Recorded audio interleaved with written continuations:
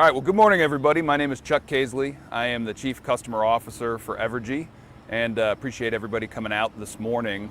What is behind you is the largest utility restoration staging area that has occurred in Kansas City since the ice storm in 2002. Over the course of the day today, literally thousands of men and women, as well as more than 2,000 utility vehicles will come through here. They'll get meals, they'll pick up materials, and then they'll continue the restoration effort that started Friday evening as a result of the storm. So I want to give just a couple of storm updates quickly. As you know, it's a bad weather system. A storm came through Kansas on Friday afternoon, starting in Salina and then making its way through Topeka, Lawrence, and then ultimately getting here in Kansas City and then into our service territory in Missouri. As a result, we had more than 240,000 customers out during that storm, with a peak of 186,000 out at one time. Now, as we sit here today, about 40 hours into the storm restoration effort, 87% have been restored, but there are about 30,000 customers who remain without power. They're spread all over Kansas, and the Kansas City metropolitan area has a significant concentration of those customers. However, we are, like I said, this is the largest restoration effort we've had since about 2002. We will have over 3,000 men and women in the field today working on restoration. They'll be working in 16-hour shifts, and then that's also about 2,000 vehicles. We have called for what we call mutual assistance, which is asking other utilities to help. About 1,000 of that 3,000 folks that are working to restore in this storm are from other utilities and out of state. They've come as far as Wisconsin, Indiana, Illinois, Oklahoma, Arkansas, and the east side and southern part of Missouri. So we're really calling folks from all over the Midwest. We've been really thrilled with the response. I want to just mention some of the utility companies, the power companies that are helping. We've got Mid-American, Alliant, AEP, Liberty, Northern Indiana Public Service, OG&E, OPPD, and AEP, all from those states that I just mentioned.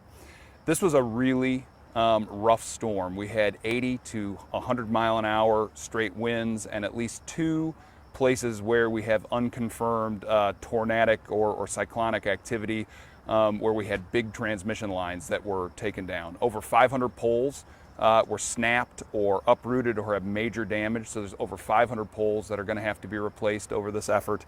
And like I said, the men and women who are out there are going to be working 16-hour shifts, 24 hours a day until we get this effort done. Again, as we sit here right now, there's about 30,000 customers that remain without power. That's out of a total of 240,000. And again, we're going to be working around the clock to get those folks back on. And with that, I would love to take any questions that you all have. So you said that it's mainly focused in the KC Metro, but are there specific places you guys are going to begin where it's worse, specific areas? Yeah, so it's really kind of the South Kansas City area, and then Old Leawood, Prairie Village, Lenexa were some of the hardest areas hit within Kansas City. But we still have some customers out in Topeka and in Lawrence, and then down as far as Fort Scott and Humboldt. There's still significant damage down there. So it's really, this storm, north to south, kind of went across the entire state of Kansas. And so that's one of the things that has made this more difficult, is that the damage is fairly spread out across the state. The great thing about having a utility that operates in both Missouri and in Kansas and is centered in Wichita, Topeka, and Kansas City is we've got a lot of resources that we can throw at a restoration like this. But when all of those cities are hit at the same time with the same storm, it just slows down the restoration effort. Of course, we're hearing, people could be without power till Wednesday or Thursday. That's just rumors, rumblings. Is there any guess or timeline as to when people can see power again? So I think with 3,000 people in the field today, we are going to get a big chunk of customers on. But there are still 2,700 plus issues on the system, meaning places where we know the system is broken. And so what happens is with 30,000 left out, we're not going to be picking up hundreds at a time. Most of these outages are 1, 2, 5 to 10 people that are out and affected by a particular case or incident. And so it's just going to be slow going. So I think we're going to get a significant number on today, but this could spread into Monday and possibly Tuesday. And then as far as, I don't know if there's a way to prevent something like this mass outage in the future. I mean, is there any way you guys would learn from this? What would you take from it? Well, I mean, we're always learning, right? There's always things that we can do. But this is not a situation where tree trimming wasn't done. This wasn't a situation where the system wasn't ready to handle it. This was a situation where we had a major storm that spread across 4 or 5 different metropolitan areas. And if you just take a look on your websites and our social media sites, you can see the pictures of uprooted trees, snapped poles. I mean, the damage that was done by this isn't for branches coming into contact with lines. It's where trees are uprooted, thrown into poles, and poles are snapped. So it's major damage. We always look to see how we can get better, and I'm sure after this outage restoration, there'll be things that we will look to improve on. But this is a massive storm impacting an area that had about 4 million people in it, and so, from our perspective, 240,000 people out, 87% restored at this point. We think we're making solid progress. There's definitely some progress made, but with 30,000 people out of power maybe till into next week in these temperatures, what are the resources that they have while they're waiting for Evergy to come out and fix their line? That's a great question. So there's lots of things that folks can do to help in this situation. First of all, with Amazon these days, not many people have been to the mall for a while. This might be a great time to do a little window shopping anyway, but to keep your houses cooler, there's some things that you can do. First of all, you want to make sure your windows are open overnight, and you want to make sure that the windows are open until early morning, right about right now. That'll help the house release some heat over the evening and be cooler throughout the day. Once the sun starts coming up, and particularly on the side of the house that gets hit directly by the sun, you want to close windows, you want to close drapes to kind of block out that heat as it comes in. Generally speaking, lower is better, so if you have basements, that's a great place to be, or get into internal rooms that will heat up the last. You can also take towels or sheets, and on the side of the house where you don't have the sun hitting it and you have your windows open, you can dampen them and then hang them up, and that kind of is like a little bit of a swamp cooler is what they call it. It helps when the breeze comes in get moist, cool air into the house. But at the end of the day, everybody wants their air conditioning, and that's why we're working 16-hour shifts, 3,000 people to get the lights back on. Are you targeting some areas first, like maybe lower socioeconomic status where they might not be able to buy those things off Amazon, like you said, or is it just kind of all at once everywhere? Well, I didn't mean to imply anybody's buying anything off of Amazon. Sure. If you don't have power, that's hard to do. So no, I was just saying everybody does their shopping on Amazon these days. The mall might be a great, cool place to go take a little bit of a break. But no, look, we don't target by socioeconomic area. We target by, first we restore critical infrastructure. So that's hospitals, medical, wastewater treatment, things like that. Then we move on to the heaviest parts of the system, so the backbones and laterals that carry the most customers. You can't get into the neighborhoods if transmission lines and the backbone of the system isn't repaired. And then we literally just work outages by size. Right now, we're down to outages of 5 to 10, 15 people affected by an outage. So can you speak to what happens at the end of a 16-hour shift? There are crews that leave, but then we also know that there's folks that are coming, but folks don't understand that people are leaving and that the job's not done. Yeah, so we've got a mandate. Crews can only work 16 hours, and after that 16 hours is up, it doesn't make any difference what they're doing. They have to step down for safety reasons and stop working. And so what happens is we stage people throughout the day so that when one crew times out, is what they call it, another crew can come on and start doing their work. So you may see crews that leave your neighborhood that have been working on something and your power's not on, and that could concern you. Don't worry, that's just a crew that's timing out and going somewhere else. It also could be a crew going somewhere else because they've tried to energize a line and it didn't work, and so they've got to go somewhere else to fix the system.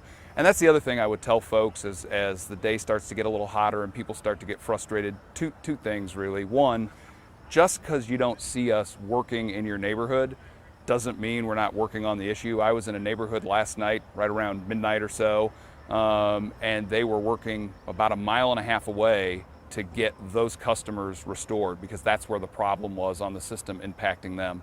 The other thing that we'd ask folks is to not approach line crews while they're working. There's really 2 reasons for that. One, and most importantly, it's a safety risk. They are working around very dangerous things. They're trained, they have safety equipment. You don't, so please stay away from them. But the second thing is, it really slows down restoration when they stop to try and give people information. Most of the time, they don't have even have the information that you want. So just to confirm, you guys are pretty certain that everything will be back up and running by Monday even? I wouldn't say that. I mean, we are still working to kind of refine our final estimated time for everything being restored. This will definitely go into Monday. There will be some folks that do not have power on Monday, but I think, we're at 30,000 customers out now. I think it's, we get a significant part of that restored today with the resources we have in the field. And if people do have questions, like, I don't see the people working in my neighborhood, when will I get, the crews out to my area, where should they go? Who should they call? So the first thing I would recommend to people is that they go to Evergy.com and look at our outage map, and they can report an outage there as well. But if folks want to talk to a customer service representative, we are staffing those facilities 24 hours a day at this point, and they can call 1-800-LIGHT-KC if they are in the metropolitan area. Again, that's 1-800-LIGHT-KC. And if you're out in Kansas, in central Kansas, in south central Kansas, then it would be 1-800-LIGHT-KS or Light Kansas. So that's where you call to get more information. Can you give customers an idea of what kind of work they're going to be doing out there? I know you said poles and lines are down. Is there any other little things that can create a mental picture for people in their head of what you guys are out there doing? Yeah, absolutely. So the first and most important thing is we make sure that lines aren't energized. That work is largely done now. And then what they have to do is they have to go in with vegetation crews and tree crews and just clean up the mess. There are trees, large trees that get into these lines, that get into poles, snap poles. So they clean that up first. Then they ground out the system to make sure that it's completely safe to work on. And then they start replacing the infrastructure. Like I said, there's more than 500 poles that have been snapped in this. So you've got to take out the old pole, then you reset the new pole. Just the act of doing that takes 2 or 3 trucks, probably as many as 6 to 8 different people, and can take anywhere between 2 hours or 4 hours, depending on where it is. Understand, some of these poles are located across the back property lines of people's houses. Don't really like people going in there with huge trucks and tearing things up, so that takes a little longer. In many cases, we've got them out in the middle of fields with all this rain. It's just very difficult to get to. So you get the poles back up, then we put the cross arms back up on the power poles, and then we restring the conductor or the wires, as people like to think of them, reset transformers. And at this area, you'll see all of that. In front of me, behind you guys, is a staging area where you'll see poles, cross arms, transformers, conductor. You'll see all that stuff. So what happens is the crews come here, they get a meal, then they load up in their trucks and they go out and they pick up whatever they need. Every crew that is here this morning is getting assigned a particular outage or already has been assigned. So they pick up materials, they drive there, and they start working. All right, well, thank you, everybody. Appreciate your time this morning, and I'm sure we'll be back with more updates as this continues.